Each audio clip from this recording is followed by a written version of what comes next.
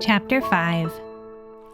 George was a white dog, save for the faro spots on his face, and he looked even more white here in the winter Alps, surrounded by snow and ice.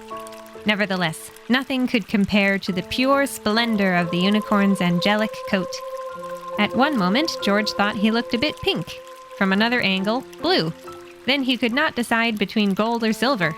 The only thing he could be sure of was that the coat reflected many times as much light as the sparkling drift he stood in.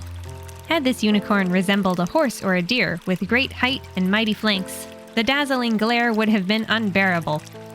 Since he was actually very small, more like a pony, about the same size as the dog and his dragon companion, George was able to get used to it. He blinked again and again until rainbows stopped dancing in his eyes. The unicorn was beautiful beyond compare.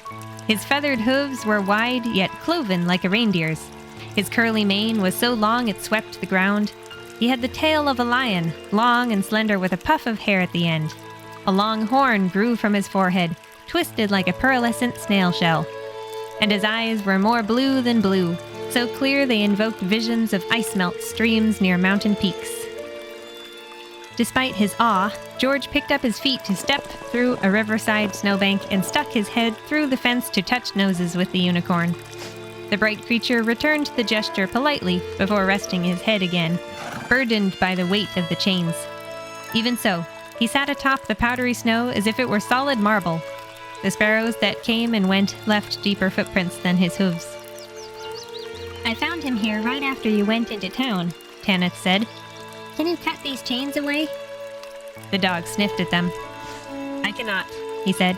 "My claws are tipped with silver, while iron is frightfully strong. Crafted by humans never to bend or break. It is very bad for a unicorn's health." Tanith's ears drooped. "Then what are we to do? Having been held prisoner once before, I cannot leave him here like this." The unicorn gave a weak nicker. "That is very kind of you, child," he said, tilting his heavy head to look at her. "Sadly, this predicament is of my own making. I was foolish, and I shall be trapped here forevermore. The mountain springs will dry up, and the mineral deposits will run out. Even now, the waterfall is freezing over." Determined not to leave the ancient creature alone, Tanith quickly set about making a comfortable place for George to sit without freezing his paws off. A patch of snow was melted, then the space was filled with soft cedar and cypress branches heated with puffs of smoke. The dog looked a bit dingy afterward, but he was warm and settled in quite well. Then the baby drake scratched at the drift to seat herself. And so, with two sensitive sets of listening ears, the unicorn told them of his woes. "My name is Archibald," he said. "For centuries I have wandered freely, so long and so far, that I hardly remember most of my life. I did not know exactly where my next hoof step would take me. Humans come and go, and sometimes I befriend them before moving on. But she was different." The unicorn looked off into the distance as he remembered. "I met someone new, someone special. I have never stayed in one place for so long, let alone so close to the city. I just wanted to spend a little more time with the princess. I thought she felt the same. She looked so happy to see me whenever I came to her to walk by her side." Archibald went quiet. George waited patiently for him to go on with the story, while Tanith let out a mighty yawn. She shrugged when the dog gave her a disapproving glance. "Not all traps look like spider webs," she said matter-of-factly. "Indeed," the unicorn sighed. "One day I went looking for the princess. Oh, Juna, I ventured so close to town in hopes of seeing her. Just as I caught sight of Princess Juna waving to me, royal guards jumped out and put this cuff around my neck. I saw my lady with the queen as I was pulled away." A crystal tear slid down Archibald's muzzle. "She betrayed me to the rest of the castle. I resent her, yet I have no one else to blame for my foolishness. How could she resist when I kept coming back?" There, George said kindly. "If my master was waiting for me, I know I would run to him no matter the danger." Tanith snorted derisively. "I believe this is a lesson learned," she argued. "Now we must find a way to free Archibald. In a paddock this size with such a large chain, he cannot stand or walk. let alone roam as he pleases. Everyone knows unicorns are wanderers. Exhausted from looking at his visitors while the iron pulled at his flesh, Archibald let his head sag back down to the ground. This child told me all about your 2 quests, he said. Please continue on. Leave me here to the seeds I have sown. I will leave you, George said, but not for long, and Tanith will stay. I am expected at the castle for a dinner with the Queen. I have no doubt that the princess will be there too, and I shall find out what really happened. George did not present himself to the royal court right away. As soon as he entered the castle, he asked the butler if he might have a bath and a spritz of perfume, as well as a place for his knapsack. These requests were granted, and so he walked into the cavernous dining room looking his very best. Everyone present murmured among themselves, commenting on what a perfectly bred hound he was. Did anyone know which breed had eye markings like that? At the head of the table, the Queen stood to welcome the guest of honor. Torchlight played across the antlers on her crown. We are so pleased your master would like to pay us a visit, she said. This is a beautiful country, full of wonders, and it gets better by the day. The dog was led to his seat between a large judge and a young woman. As the chair was pushed in with him seated upon the cushion, George noticed a coat of arms hung on the wall behind the Queen's head. Silver filigree had been artfully placed to form a snowy, mountainous landscape, at the center of which was mounted a spiral horn just like Archibald's. However, though very shiny, this broken horn did not have the same luster. Dinner was an intricate 12-course meal. Servants carried in little plates for each person at the table, which were enjoyed amidst conversation before being replaced with the next one. Mountain goat cheese with bread, caviar imported from the spring lakes, basil soup and cantaloupe from the summer lands, stuffed mushrooms from the autumn forest, a leafy salad, grilled eel with marmalade, roasted quail on a bed of thyme, a bit of wine, venison medallions, more bread with onion jam and candied nuts, winterberry fruit tarts, chocolate from a tropical country far away. The dog was given an apple instead during the final course and carefully ate around foods he could not eat, such as the onion jam. Guests had to navigate a vast array of flatware and cutlery to eat this meal.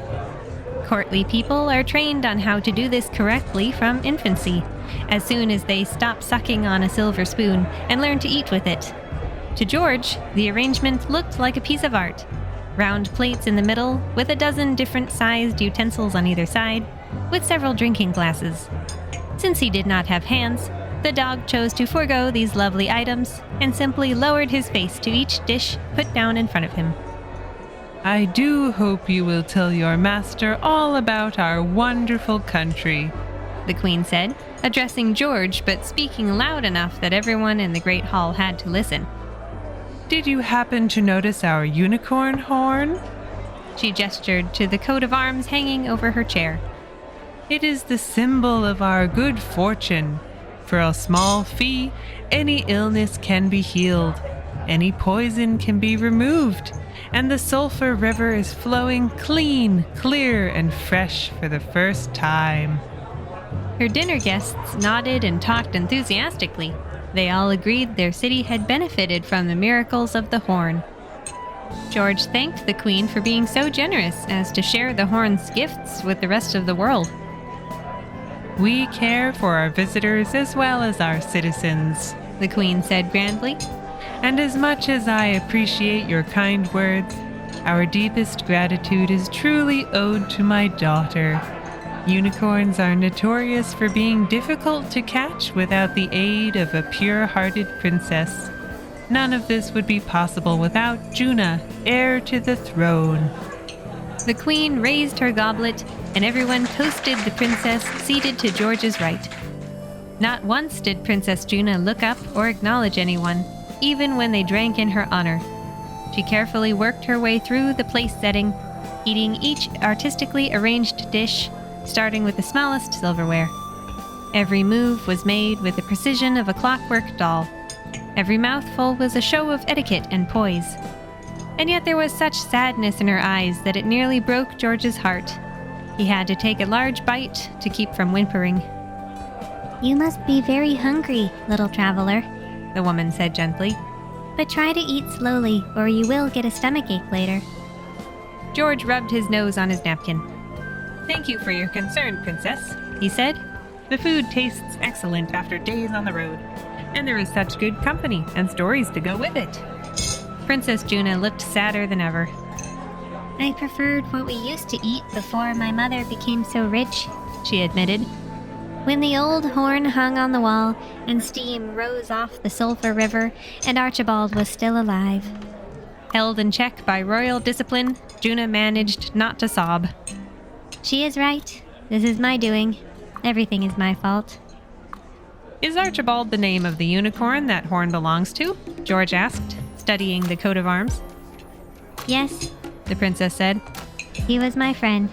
My mother wanted to ask him for help, to know whether he would heal her sick handmaiden. So I let her follow me. I thought we would talk to Archibald together, but the guards took him away and... Unable to go on, Juna waved a limp hand at the horn. How interesting, George said. That is not the story I heard. The princess looked at him in surprise. What do you mean? The dog took a bite and chewed. Oh, it is not important, he said. I only remember hearing a story from an old woman. She said unicorn magic is a living, breathing thing. A dead horn is completely useless. She must have been wrong. Otherwise, these miracles would not be possible. Surely the queen would not polish an old horn just to trick you. How improbable. Princess Juna no longer looked sad. Instead, she looked blankly off into the distance. You are right. She said absently. That would be improbable. But not impossible, the dog said mischievously, tucking into his dessert.